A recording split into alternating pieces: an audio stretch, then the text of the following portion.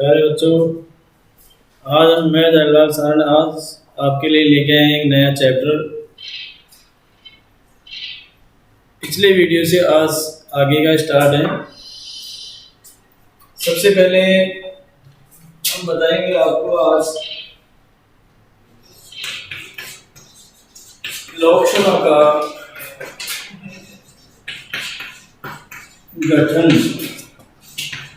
एवं संरचना।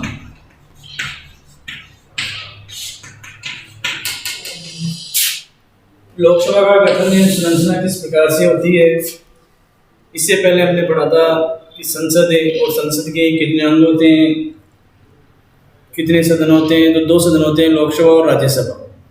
अब यहाँ पर लोकसभा और राज्यसभा के बारे में विस्तार से पढ़ेंगे। तो सबसे पहले लोकसभा का गठन एवं उसकी संरचना में सबसे पहला बिंदु आता है सदस्य संख्या।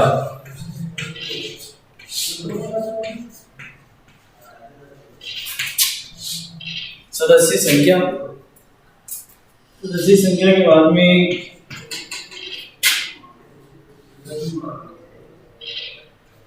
लोकसभा सदस्यों का निर्वाचन।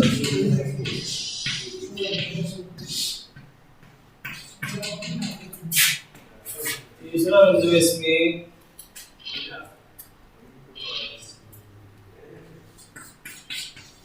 लोकसभा सदस्यों की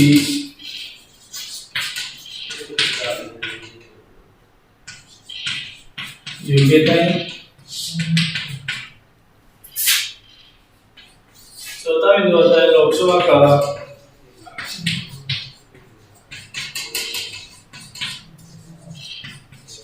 कार्यकाल। पांचवा बिंदु आता है शपथ।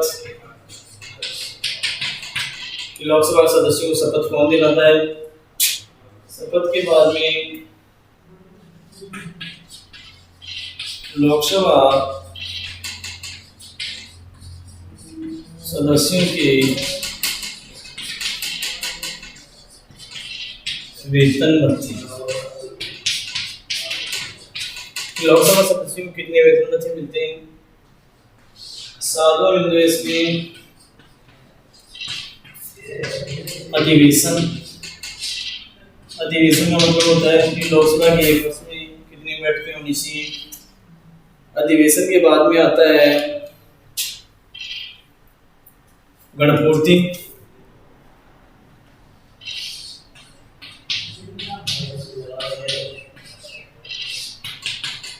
गणपूर्ति के बाद में आता है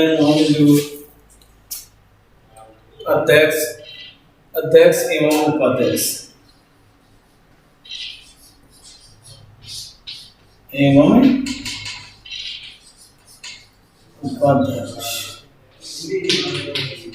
ये नौ बिंदु इसमें नौ बिंदु से यानी लोकसभा बनती है। तो इसमें सबसे पहला बिंदु आपके सामने है कि सदस्य संख्या, लोकसभा सदस्यों का निर्वाचन, लोकसभा सदस्यों की योग्यताएं, क्योंकि क्या योग्यताएं होनी चाहिए, लोकसभा का कार्यकाल, शपथ कि लोकसभा सदस्यों को शपथ कौन दिलाता है, फिर लोकसभा सदस्यों के वेतन भत्ते कि उनको कितना मासिक वेतन मिलता है, कितना मासिक भत्ता मिलता है। एक अधिवेशन का मतलब होता है उसकी बैठकें कि एक वर्ष में कितनी बैठक होनी चाहिए। एक है गणपूर्ति या कोरम कि भाई लोकसभा की बैठक में कितने सदस्यों का उपस्थित होना अनिवार्य, उसे हम कहते हैं गणपूर्ति या कोरम। फिर आता है अध्यक्ष एवं उपाध्यक्ष कि लोकसभा का एक अध्यक्ष होता है, एक उपाध्यक्ष होता है। आज हम बात करें लोकसभा की गठन के बारे में। देखो सबसे पहले तो लोकसभा का गठन हमारे देश में सबसे पहले, यानी हमारे देश में भारत में लोकसभा का गठन 1952 में। पहली जो लोकसभा का गठन हुआ था 1952 में हुआ था। और लोकसभा देखो, जो लोकसभा जब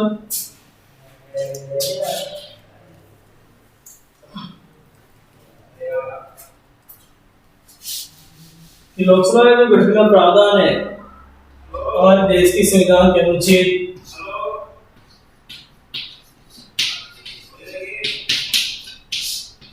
81 के अनुसार, अनुच्छेद 81 के अनुसार लोकसभा की जो स्थापना की जाती है कि भाई हमारे देश में एक लोकसभा होगी। और 81 के अनुसार सबसे पहले लोकसभा की स्थापना की गई थी 1952 में। कब की गई थी? 1952। यानी पहला लोकसभा का जो आम चुनाव हुआ था 1951-52 में हुआ था, लेकिन उसे 1952 के नाम से ही जाना जाता है। और लोकसभा के गठन में देखिए, लोकसभा एक निम्न सदन है, निम्न सदन, लोकप्रिय सदन, निम्न सदन, लोकप्रिय सदन, अस्थायी सदन। अस्थायी सदन है, इसे कभी भंग कर सकते हैं। और जनता का प्रतिनिधि सदन, जनता का प्रतिनिधि सदन। इसमें जो सदस्य चुने जाते हैं वो जनता के द्वारा चुने जाते हैं।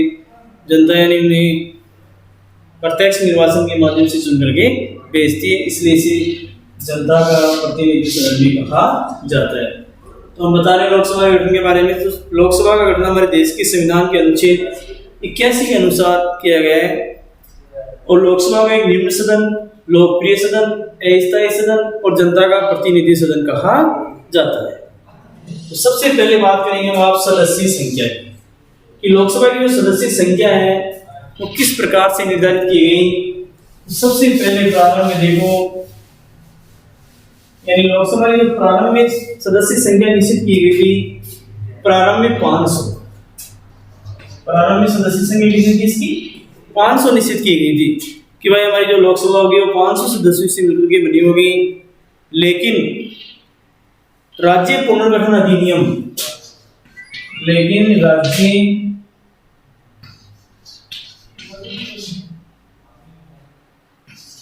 पुनर्गठन अधिनियम 1956, राज्य पुनर्गठन अधिनियम 1956 के द्वारा इसकी जो सदस्य संख्या है वो 520। राज्य पुनर्गठन अधिनियम 1956 जो हमारे देश में राज्य बने, तो उस समय प्रारंभ यानी राज्य पुनर्गठन अधिनियम 1956 के समय, उस समय हमारे देश में 14 राज्य, 6 केंद्र शासित प्रदेश, केंद्र शासित प्रदेश। यानी जब हमारे देश में राज्य पुनर्गठन अधिनियम लागू हुआ उस समय 1 नवंबर 1956 को, तो उस समय 520 निश्चित की गई। लोकसभा की सदस्य संख्या 500 से बढ़ाकर कितनी कर दी गई? 500। लेकिन बाद में जो इसकी सदस्य संख्या है उसमें धीरे धीरे वृद्धि होती गई और 31वें संविधान संशोधन अधिनियम, 31वें संविधान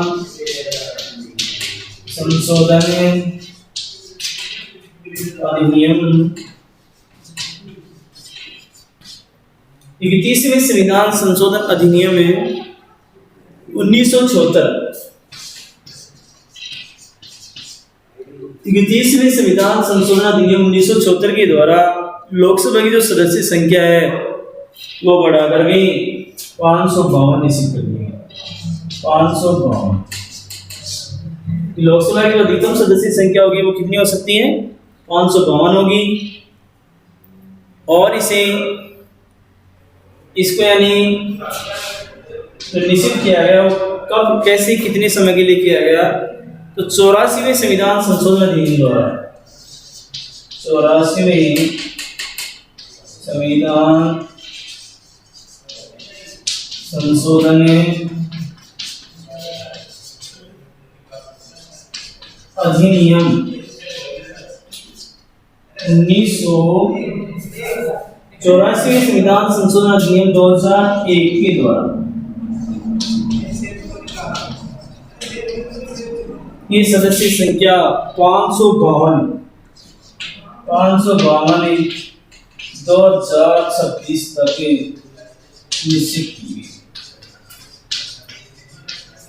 निश्चित की गई कि जो लोकसभा की अधिकतम सदस्य संख्या है 552 रहेगी और इसमें 2026 तक कोई परिवर्तन नहीं किया जाएगा।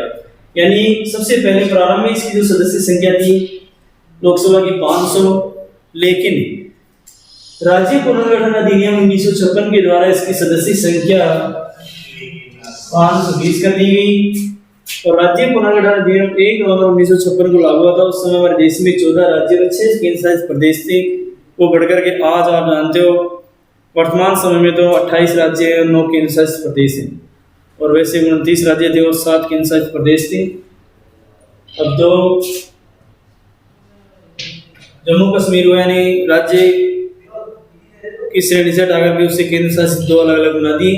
तो वर्तमान में देखिए 31वें संविधान संशोधन अधिनियम 1974 के द्वारा 31वां संविधान संशोधन किया गया संविधान में और उसके द्वारा लोकसभा की जो अधिकतम सदस्य संख्या है वो 552 निश्चित की गई।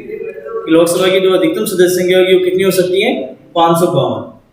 84वें संविधान संशोधन अधिनियम 2001 के द्वारा जो लोकसभा की अधिकतम सदस्य संख्या 552 निश्चित की गई थी वो 2026 तक इसमें कोई परिवर्तन नहीं होगा, क्योंकि हमारे देश में लोकसभा के क्षेत्रों में परिवर्तन करना, नए लोकसभा क्षेत्रों का निर्माण करना, ये जो कार्य किया जाता है और निर्वाचन आयोग के द्वारा किया जाता है संविधान के अनुच्छेद 82 के अनुसार। अनुच्छेद 82 के अनुसार निर्वाचन आयोग के द्वारा परिसीमन किया जाता है और उसमें हम लोकसभा क्षेत्रों को बढ़ा भी सकते हैं। लेकिन हमारे भारत में 84वें संविधान संशोधन अधिनियम 2001 के द्वारा लोकसभा की जो अधिकतम सदस्य संख्या है वो 552 निश्चित की गई और ये 552 2026 तक रहेगी। इसमें किसी प्रकार का कोई परिवर्तन नहीं हो सकता। तो देखो इस 552 में किस प्रकार से निर्धारण है ये हम आपको बता रहे हैं आगे। तो 552 में देखो कि अधिकतम जो सदस्य संख्या वो कितनी हो सकती है? 552। अब इस 552 में देखो जो 530 सदस्य राज्यों से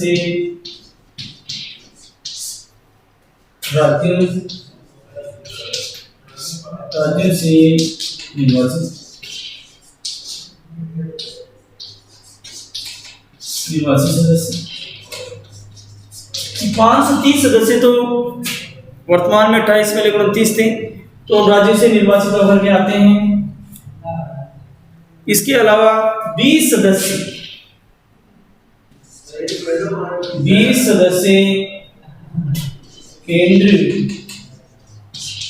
केंद्र शासित प्रदेशों से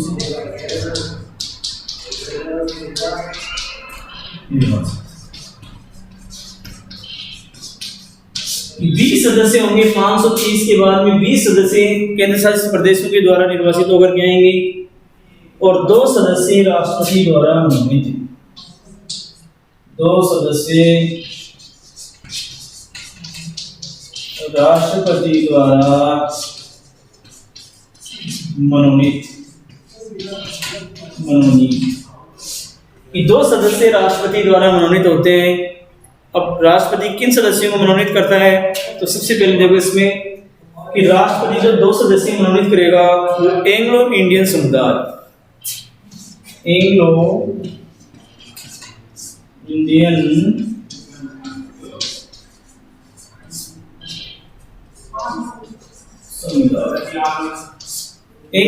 समुदाय या आंग्ल भारतीय समुदाय कि जिनको यानी जिनका एक भी सदस्य मान लोकसभा के सदस्य में नहीं चुना जाता है तो राष्ट्रपति को यह अधिकार है कि वह 2 सदस्य मनोनीत कर सकता है एंग्लो इंडियन वर्ग से। कौन से वर्ग से कर सकता है? एंग्लो इंडियन समुदाय से।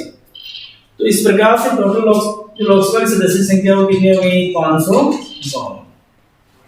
तो अधिकतम यानी 552 का ये बंटवारा है। लेकिन वर्तमान समय में जो लोकसभा की सदस्य संख्या है वो कितनी है 545।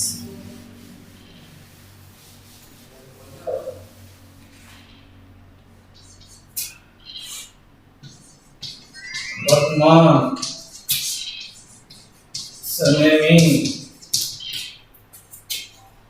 545 कि वर्तमान समय में लोकसभा की जो सदस्य संख्या है वो कितनी है 545 है, जिसमें 530 सदस्य राज्यों से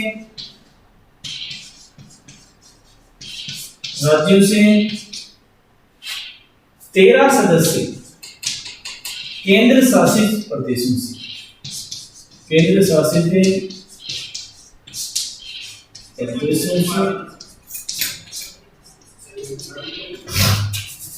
और 2 सदस्य राष्ट्रपति द्वारा मनोनीत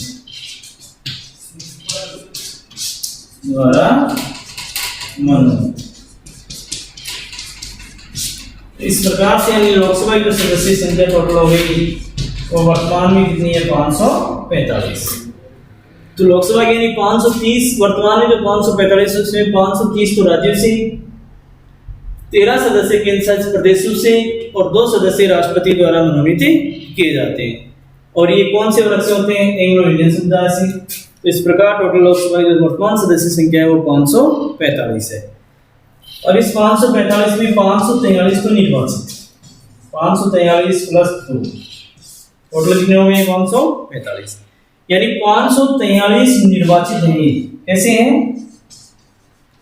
निर्वाचित और ये कैसे हैं तो मनोनीत। तो 543 का मतलब होता है कि भारत को यानी हमारे भारत देश को पूरे को कुल 543 लोकसभा निर्वाचन क्षेत्रों में बांट रखा है।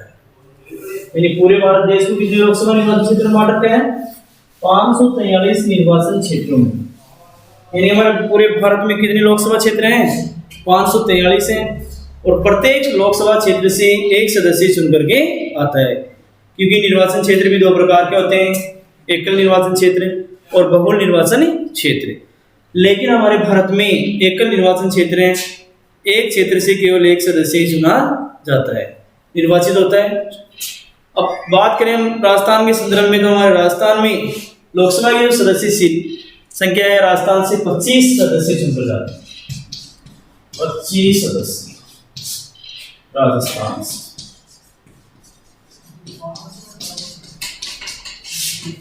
तो 25 सदस्य यानी राजस्थान से लोकसभा में 25 सीटें हैं। पूरी राजस्थान को 25 लोकसभा निर्वाचन क्षेत्र में बांट रखा है, जिसमें यानी जयपुर के 2 हैं, जयपुर शहर और जयपुर ग्रामीण। तो हमारा जो क्षेत्र है वो जयपुर ग्रामीण में आता है और जयपुर ग्रामीण में हमारे जो सांसद हैं एमपी मेंबर ऑफ पार्लियामेंट, हमारे जो एमपी हैं मेंबर ऑफ पार्लियामेंट है। एमपी का मतलब होता है मेंबर ऑफ पार्लियामेंट यानी संसद का सदस्य, इसको बोलते हैं सांसद। इसको क्या बोलते हैं सांसद, यानी संसद का सदस्य होता है वो सांसद कहलाता है। तो एमपी, अब जैसे हमारे जो बुजुर्ग आदमी होते हैं वो तो एमपी जानते हैं, वो सांसद नहीं जानते हैं क्या होता है। कभी भी तुम्हारे स्टूडेंट से पूछ लेंगे वो कि भाई हमारे एमपी कौन है, तो एमपी का मतलब होता है मेंबर ऑफ पार्लियामेंट यानी सांसद। तो हमारे जो वर्तमान में जयपुर ग्रामीण से सांसद हैं कर्नल राज्यवर्धन सिंह राठौड़, जो लगातार दूसरी बार सांसद बने हैं। तो राजस्थान से अब की बार 25 की 25 सीटें भाजपा ने जीती हैं। 25 की 25 सीटें किस पार्टी ने जीती हैं भाजपा ने, भारतीय जनता पार्टी ने 25 सीटें जीती हैं। 25 की 25 भाजपा खाते में गई है। तो लोकसभा की जो सीटें हैं तो सदस्य चुना जाता है उसे बोलते हैं MP member of parliament. MP का पूरा नाम क्या होता है मेंबर ऑफ पार्लियामेंट यानी संसद का सदस्य, जिसे बोलते हैं सांसद। तो सांसद किसे कहते हैं कि जो सदस्य संसद में चुन करके जाते हैं वो क्या कहलाते हैं सांसद कहलाते हैं, जिनको एमपी बोलते हैं मेंबर ऑफ पार्लियामेंट यानी संसद का सदस्य। तो हमारे जयपुर ग्रामीण से हमारे सांसद कौन है कर्नल राज्यवर्धन सिंह राठौड़, जो लगातार दूसरी बार चुनाव जीता है। और राजस्थान से 25 की 25 सीटें यानी भारतीय जनता पार्टी के खाते में गई हैं। 25 की 25 सीटें भाजपा ने जीती हैं। तो सबसे पहली बात हम करते हैं जब इसमें सीटों की, तो लोकसभा में जो राज्यों का सीटों का विवरण और जनसंख्या के आधार पर है। तो सबसे अधिक सीटें यानी 80 सीटें एमपी से, यूपी से, सॉरी 80 सीटें किससे हैं? यूपी से, यानी उत्तर प्रदेश से 80 सीटें हैं। उसके बाद में दूसरा नंबर आता है महाराष्ट्र का, 48 सीटें महाराष्ट्र। महाराष्ट्र के बाद में आती है 42 सीटें, यानी पश्चिम बंगाल। पश्चिम बंगाल जहाँ के मुख्यमंत्री वर्तमान में कौन है? तुम्हारी बहन ममता बनर्जी। तो 42 सीटें पश्चिम बंगाल से। उसके बाद में 40 सीटें हैं बिहार से, और अपने राजस्थान से 25 हैं। अपने पड़ोसी राज्य गुजरात से 26 सीटें हैं। तो ये सीटों का विवरण है।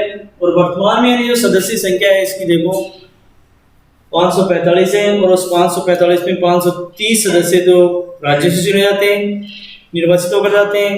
उसके बाद 13 सदस्य केंद्र शासित प्रदेशों से निर्वाचित होते हैं, और 2 सदस्य राष्ट्रपति के द्वारा मनोनीत होते हैं, कि राष्ट्रपति उनको मनोनीत करता है। जो एंग्लो इंडियन समुदाय से होते हैं। तो ये तो सदस्य संख्या हुई इसकी। और राजस्थान से 25 सीटें हैं। राजस्थान से लोकसभा की जो सीटें हैं, सदस्य संख्या का विवरण उसमें राजस्थान से खाते में 25 सीटें आती हैं।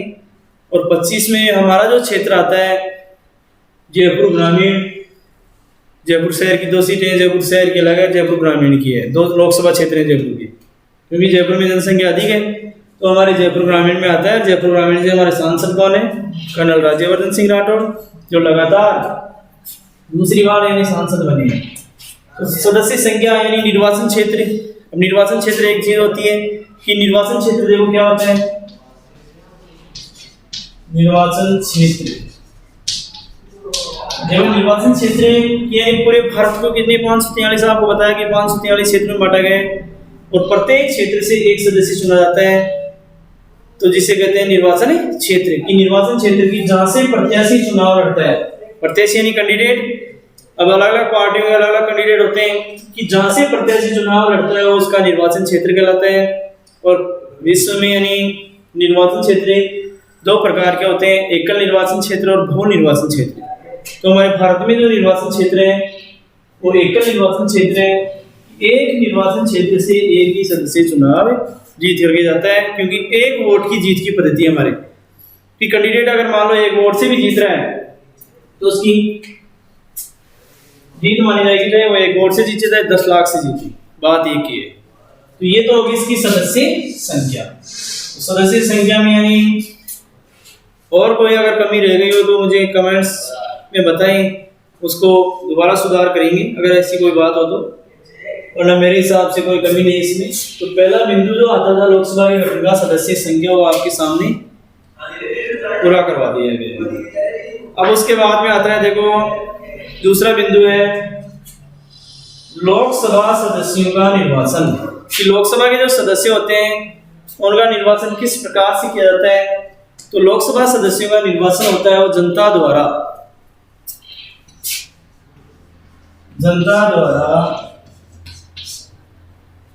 प्रत्यक्ष निर्वाचन,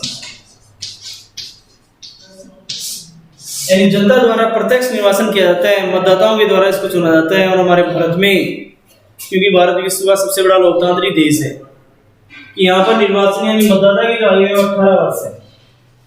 18 वर्ष की आयु प्राप्त प्रत्येक व्यक्ति अपने मत का प्रयोग कर सकता है, अपना मत डाल सकता है। तो जनता द्वारा यानी प्रत्यक्ष, क्योंकि निर्वाचन क्षेत्र भी 2 प्रकार के होते हैं, एक तो प्रत्यक्ष और एक अप्रत्यक्ष। तो अप्रत्यक्ष का मतलब होता है कि जनता द्वारा चुने हुए सदस्यों के द्वारा अगर किसी का निर्वाचन किया जाता है तो अप्रत्यक्ष कहलाता है। और प्रत्यक्ष निर्वाचन का मतलब होता है इसमें जनता स्वयं अपने प्रतिनिधियों को चुनती है गुप्त मतदान द्वारा। तो इनका निर्वाचन जो जनता द्वारा किया जाता है, तो ये तो निर्वाचन का लोकसभा सदस्यों का निर्वाचन हो गया। उसके बाद में आता है तीसरा बिंदु लोकसभा सदस्यों की योग्यताएं। कि लोकसभा का सदस्य यानी जो चुनाव लड़ने जा रहा है कोई मान लो व्यक्ति, उसमें क्या क्या योग्यताएं होनी चाहिए। तो सबसे पहली योग्यता है नंबर 1 कि वह भारत का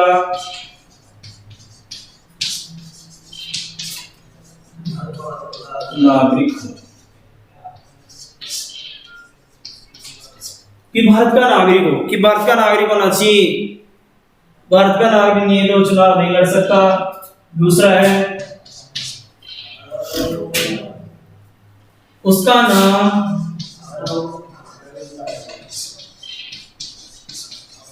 मतदाता सूची में हो।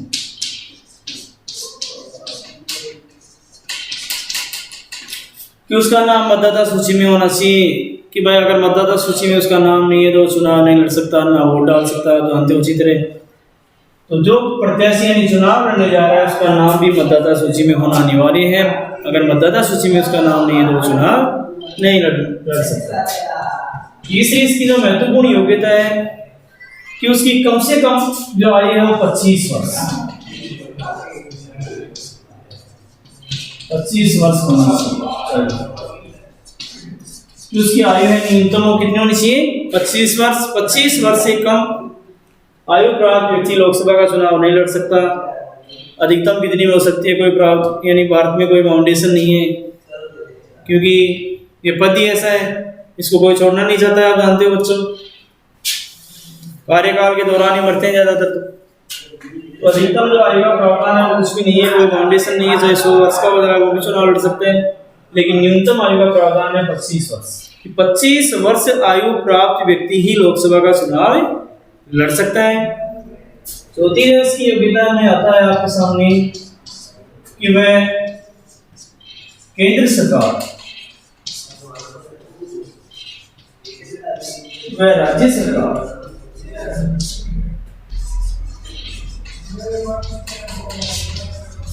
किसी भी लाभ की यानी केंद्र सरकार व राज्य सरकार के अंतर्गत वह किसी भी लाभ के पद पर कार्यरत नहीं होना चाहिए। कि अगर मान लो किसी भी लाभ के पद पर कार्यरत है तो वह लोकसभा का चुनाव नहीं लड़ सकता है, लेकिन उसे बाद में इस्तीफा भी दे सकता है। पांचवी योग्यता है कि वह दिवालिया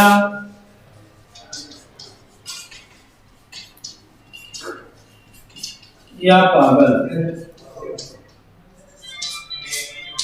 कोई भी व्यक्ति जो दिवालिया या पागल घोषित है वो चुनाव नहीं लड़ सकता। पागल व्यक्ति को आप जानते हो चुनाव लड़ने का अधिकार भी नहीं है। दिवालिया का मतलब होता है कि बैंकों से मान लो बहुत कर्जदार है, उस पर केस हैं, तो वह भी चुनाव नहीं लड़ सकता। तो पागल व्यक्ति को भी चुनाव लड़ने का अधिकार नहीं दिया गया है। तो ये तो इसकी साधारण सी 5 योग्यताएं हैं। बाकी आप और भी लिख सकते हो कि वह संसद का सदस्य चुने जाने की योग्यता रखता हो। तो वह सबसे पहली योग्यता कि वह भारत का नागरिक हो, उसका नाम मतदाता सूची में हो, उसकी न्यूनतम आयु कितनी होनी चाहिए? 25 वर्ष, वह दिवालिया या पागल घोषित न हो, वह केंद्र सरकार या राज्य सरकार के अंतर्गत किसी भी लाभ के पद पर कार्यरत नहीं होना चाहिए। तो ये होगी उसकी लोकसभा सदस्यों की योग्यता। तो सबसे महत्वपूर्ण है उसकी न्यूनतम आयु कितनी होनी चाहिए? 25 वर्ष, और वह भारत का नागरिक और उसका नाम मतदाता सूची में हो, केंद्र सरकार और राज्य सरकार के अंतर्गत किसी भी लाभ के पद पर कार्यरत नहीं होना चाहिए, और दिवालिया या पागल घोषित नहीं होना चाहिए। तो ये तो लोकसभा सदस्यों की योग्यता है। योग्यता के बाद में आता है बच्चों देखो लोकसभा का कार्यकाल। कि लोकसभा का जो कार्यकाल होता है वो कितना होना चाहिए? तो हमारे भारत में लोकसभा का जो कार्यकाल है 5 वर्ष का। लोकसभा का जो कार्यकाल है वो सामान्यतः कितने वर्ष का होता है? 5 वर्ष का होता है,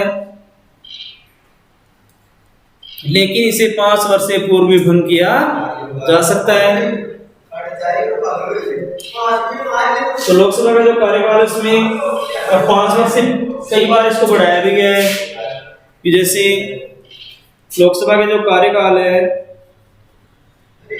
उसे कई बार यानी 5वीं लोकसभा में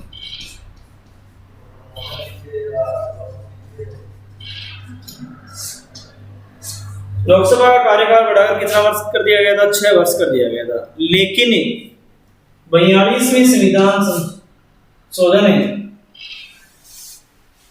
44वें संविधान संशोधन अधिनियम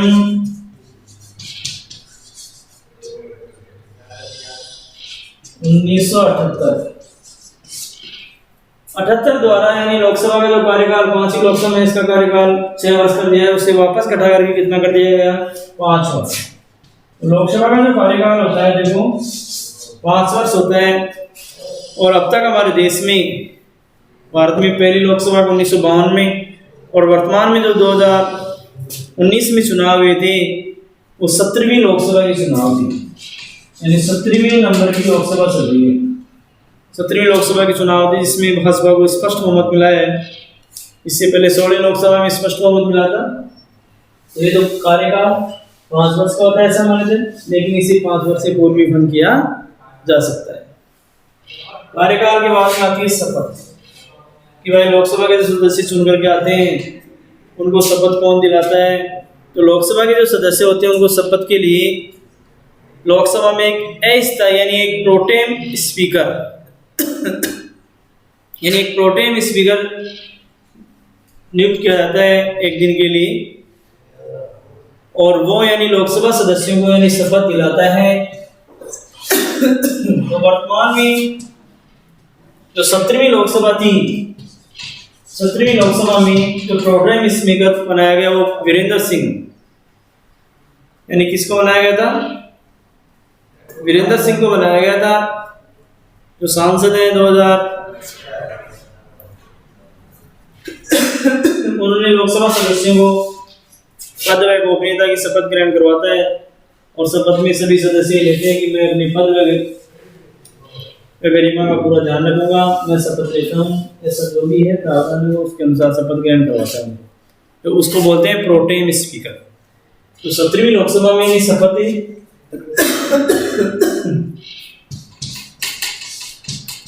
जो शपथ दिलाने का कार्य किया वो सांसद है, बीजेपी के सांसद थे वीरेंद्र कुमार, उनके द्वारा यानी शपथ दिलाने का कार्य किया गया। उसके बाद में आता है लोकसभा सदस्यों के वेतन भत्ते कि लोकसभा सदस्यों के जो वेतन भत्ते हैं वो कितना मासिक वेतन मिलता है, कितना मासिक उनको क्षेत्रीय भत्ता मिलता है। तो वर्तमान समय में जो लोकसभा सदस्यों की जो सैलरी है मासिक की वो 1 लाख कि 1 लाख मासिक वेतन है। उसके अलावा उनको 70,000 रुपये मासिक क्षेत्रीय भत्ता मिलता है। उसके अलावा भी उनको बिजली, पानी, आवास, हवाई सफर, ये सारी चीजें हैं उनके लिए अलग अलग यानी प्रावधान है। बिजली, पानी, टेलीफोन कि प्रत्येक सांसद को यानी मंथली 15,000 रुपये टेलीफोन भत्ता मिलता है कि 15,000 रुपये से अलग भत्ता मिलता है। उसके अलावा उसे अपने जो आवास होता है उसमें जो भी पर्दे सोफे वो सब होते हैं उनकी सबकी धुलाई के सारे पैसे मिलते हैं, सारी सुविधाएं होती हैं, निःशुल्क होती है। और कार्यकाल पूरा होने के बाद में उसे पेंशन का भी प्रावधान है, पेंशन भी मिलती है। तो ये तो वेतन भत्ते हैं। और अगर कुल वेतन भत्ते उनको अगर जोड़ करके देखा जाए तो वर्तमान में जो एक सांसद है उसकी सैलरी 2,91,833 रुपये का, यानी एक सांसद का जो मासिक वेतन है वो कितना बढ़ रहा है, वेतन भत्ते और सभी सुविधाओं को मिलाकर के 2,91,833 रुपये मासिक। तो ये तो इनके वेतन भत्ते। फिर वेतन भत्तों के बाद में आता है अधिवेशन। अधिवेशन का मतलब होता है कि उसकी बैठकें कि एक वर्ष में कम से कम कितनी बैठक होनी चाहिए। तो लोकसभा की एक वर्ष में कम से कम 2 बैठक होनी चाहिए और दोनों बैठकों के मध्य 6 माह से अधिक का अंतर नहीं होना चाहिए कि 6 माह से अधिक का अंतर माने नहीं है कि प्रति 6 महीने बाद में एक बैठक होनी चाहिए और कम से कम 2 बैठकें, और 2 बैठक आवश्यकता पड़ने पर 2 से अधिक बैठक भी बुलाई जा सकती है, उस पर कोई प्रतिबंध नहीं है। तो कम से कम यानी अधिवेशन है लोकसभा की एक वर्ष में कम से कम 2 बैठक होना अनिवार्य है और आवश्यकता पड़ने पर 2 से अधिक बैठक भी बुलाई जा सकती है। अधिवेशन के बाद में आता है गणपूर्तिया कोरम। अब गणपूर्तिया कोरम का मतलब होता है कि जब भी कोई बैठक होती है तो उसकी जो सदस्य संख्या उसका कम से कम यानी कितने सदस्य वहां पर उपस्थित हो तभी बैठक मान्य होती है। तो कुल सदस्य संख्या का 1/10 यानी जितनी लोकसभा की सदस्य संख्या उसके कम से कम 1/10 सदस्य वहां पर सदन में उपस्थित होना अनिवार्य है, तभी उसकी बैठक मान्य हो सकती है, वरना लोकसभा की बैठक मान्य नहीं होगी। तो गणपूर्ति या कोरम का जो प्रावधान है वो कुल सदस्यीय संख्या का 1/10। फिर आता है अध्यक्ष एवं उपाध्यक्ष। लोकसभा का गठन होने के बाद में उसमें एक अध्यक्ष और एक उपाध्यक्ष भी नियुक्त किया जाता है कि जो लोकसभा की बैठकों का कार्य संचालन कर सकें। मंत्रियों के लिए बोलने का निश्चित समय, जो भी प्रश्न उनको पूछे जाते हैं उनका जवाब देने के लिए एक लोकसभा अध्यक्ष और एक उपाध्यक्ष होता है। अध्यक्ष और उपाध्यक्ष दोनों पद अलग अलग है, क्योंकि अध्यक्ष अगर मान लो अनुपस्थित है तो उसकी अनुपस्थिति में उपाध्यक्ष उसका कार्यभार संभाल सकता है। अगर मान लो दोनों ही नहीं है तो दोनों की जगह सदन की जो सदस्य उपस्थित है उनकी सहमति से किसी भी सदस्य को नियुक्त किया जा सकता है। तो वर्तमान में देखो लोकसभा के जो अध्यक्ष और उपाध्यक्ष हैं, तो सबसे पहले चीज ये देखी जाएगी कि लोकसभा के जो अध्यक्ष हैं वर्तमान में ओम बिरला। वर्तमान में लोकसभा के अध्यक्ष कौन है? ओम बिरला है, जो हमारे राजस्थान से यानी कोटा से सांसद है। और वर्तमान में इसके जो उपाध्यक्ष हैं, उपाध्यक्ष का पद खाली चल रहा है। दिसंबर यानी 2019 के बाद से इसका पद खाली चल रहा है, अभी तक नहीं बनाया गया है। और 2019 तक पहले ही थंबी धुले थे इसके उपाध्यक्ष। वर्तमान में उपाध्यक्ष का पद खाली है। और वर्तमान में जो अध्यक्ष है लोकसभा का वो ओम बिरला है।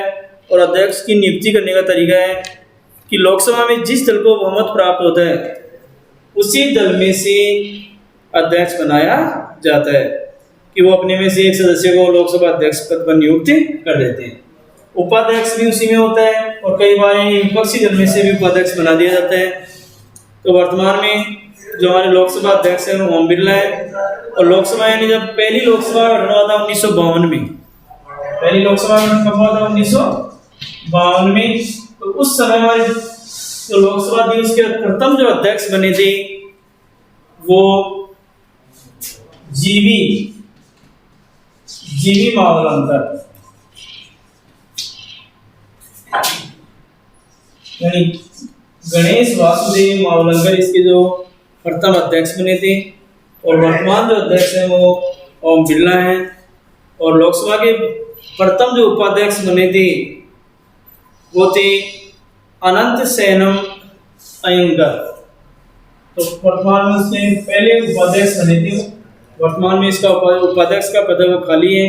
तो पहली लोकसभा में यानी जो गठन हुआ था 1952 में, उस समय उसके अध्यक्ष जी मावलंकर यानी गणेश वासुदेव मावलंकर को बनाया गया था। तो ये अध्यक्ष और उपाध्यक्ष का जो पद है, अध्यक्ष अपना त्यागपत्र उपाध्यक्ष को दे सकता है और उपाध्यक्ष अपना त्यागपत्र अध्यक्ष को दे सकता है। और लोकसभा अध्यक्ष का कार्य क्या होता है?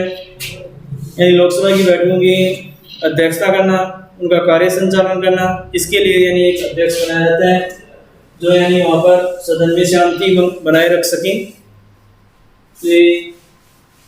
जो लोकसभा गठन का जो आप चैप्टर आपके सामने आज समझाया आपको, इसमें अगर कोई कमी लगी तो आप कमेंट्स के द्वारा हमें बताएं कि ये कमी थी, उसको अगले वीडियो में दूर करेंगे।